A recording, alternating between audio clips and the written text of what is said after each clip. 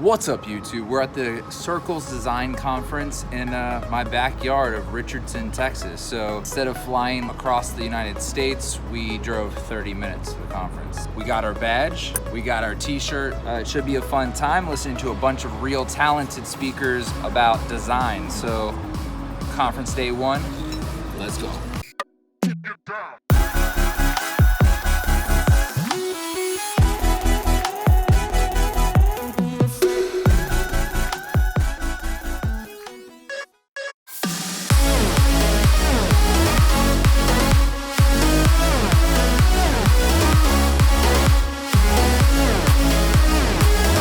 All right, guys, so to break it down, the conference was made up of 12 speakers over the span of 2 days. So the talk ranged from inspirational work to learnings you could, take back and apply to your business. So the first one was a couple of insane illustrators. DK&G put together some of the most beautiful poster design work. They used their different skills and backgrounds, and they doubled down on what they were good at to just, start creating some pretty awesome collabs. Some advice from these poster wizards are, continually dabble in many different styles. Documenting your process is an awesome marketing tool that can lead to other opportunities. And to basically just keep doing. The more you do, the more opportunities that will present themselves. This guy, Mike, dove more into the business side of design, going over things like P&Ls, which stands for profit and loss, and kind of how to charge for your projects. Most of the time, we add more value than our budgets allow. So we really have to figure out, our client in the best way possible. So one way to do that is really just to straight up ask about the business when pitching. See what their needs are, see what their expectations are for the project. And then is to just charge differently. For example, like a large company will end up printing many more assets with your logo design than a smaller company. And for that reason, the smaller company has a lot less risk when it comes to the design of their logo. So you got to make sure, you value yourself correctly, but you got to keep that in mind as well when deciding what to charge. So Andrea taught us the differences in the process from an agency to a startup to a freelance. Her stop motion work was pretty dope. And she lives by the mantra, do what you love and you'll never work a day in your life. But not really. The real mantra she lives by is do what you love and you'll probably work all the fucking time. I can relate. Dive deep into the competition to see what, gaps your client can fulfill. Use the color blue. Supposedly that establishes brand trust. And if you want some awesome cheap props like a cheap computer for a photo shoot, go to propsamerica.com. All right, so this guy, Larry, he was one of my favorite talks at the conference. He's a super smart dude and basically dropped a ton of knowledge on how to successfully create culture. I loved it so much that I'll probably be making a video on it, so stay tuned for that. And then some one-liners. It's not just about what you say, it's about how you say it. Culture is a collaboration of behavior, beliefs, and value that we generally accept and transfer to others without consideration. An emphasis on that without consideration part. Emotions are sticky. If you can cause someone to feel something, your message will last longer. Culture is a reflex that has momentum. He talks more about this in his book, which you should definitely check out. That book is called You Little Jerk. All right, so the UI guy, JD, he took us through, what makes a good user experience. And it basically boils down to the following when designing your user interface. Accept that you work with the general public. So many times, we design for ourselves and it's not about us, it's about them. So design for them, not for you. Keep people from getting disoriented. No matter where they are on your website, they should be able to find their way around and navigate. Make things recognizable and discoverable. This just, keeps people confident. And then give them feedback along the way. Just like the pull down to refresh on Twitter's app, or how your phone vibrates when you toggle it to go on silent. These are just cues that allow people to know that they're performing the right actions and doing the right things. All right, JRJ, this was definitely one of those inspirational talks, kind of like a rally cry even. Just really empowering everyone to push their passion, to attempt the audacious, invent things, to never settle.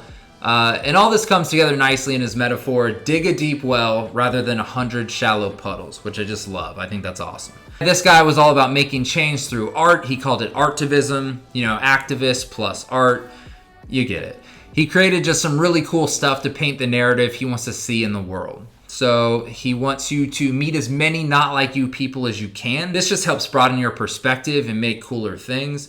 and to listen to your audience and be consistent, because, you know, the more you're consistent, the better you're getting and the more people are able to latch on to your work. All right, so these two designers slash typographers slash muralists talked about how to make $100,000 a year, designing cool stuff. So they've done lots of interesting, smart things like building a fake coffee company and emailing all the competitors to see what they were charging for the exact same projects, which is basically genius.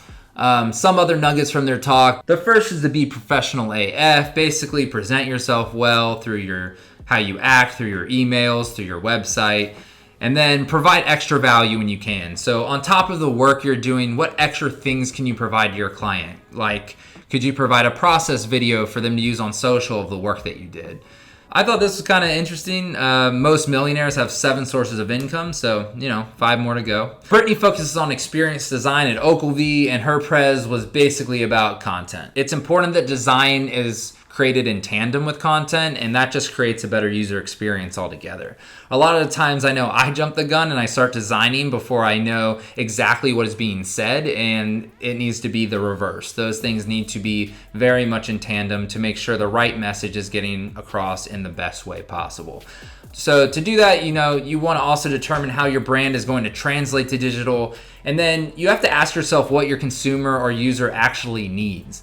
So don't just tell them what you want them to know, like what do they actually need out of the interaction with your brand. And then lastly is to continually test, refine, and repeat. This next one was just kind of an interesting story from this guy named Jeremy Mitchell. So he started this baseball bat company during the commercial of the World Series. So let me explain. So basically within a single game, he created a product, he threw it up on a website, and then he interacted with it on social media. And so basically he got tons of orders for these high design bats and had no product or any idea of how to even produce the product he designed. So the moral of the story that I kind of took away was to just launch it.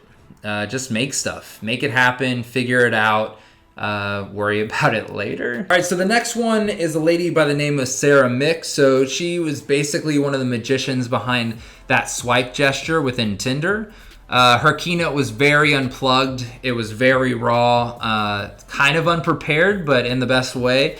And, she's big about saying, F it up. Essentially just putting your best foot forward and not worrying about failure. It's important to realize that, the path is different for everyone. Everyone has their own way of working and everyone has their own goals and aspirations. So it's important to stay in your lane and not worry about what other people are doing. And to go off that, there's no one answer.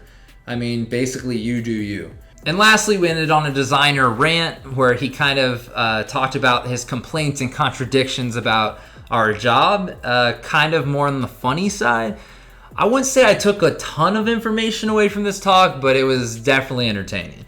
But he did leave us with something that I'll leave you with on this video. So that thing is, design is a calling, it's more than a career. And I just couldn't agree more with that. So we're gonna leave it there. And let's check out this swag. We got our program, very important. More brochures, collateral, more brochures, collateral, brochures and collateral. Crappy pen and pad. Every conference needs one of those. Cool little moleskin notebook, a mug because everybody needs a mug, and oh my God, there's a prize inside. A pin, a koozie. We got this bag that it all goes in.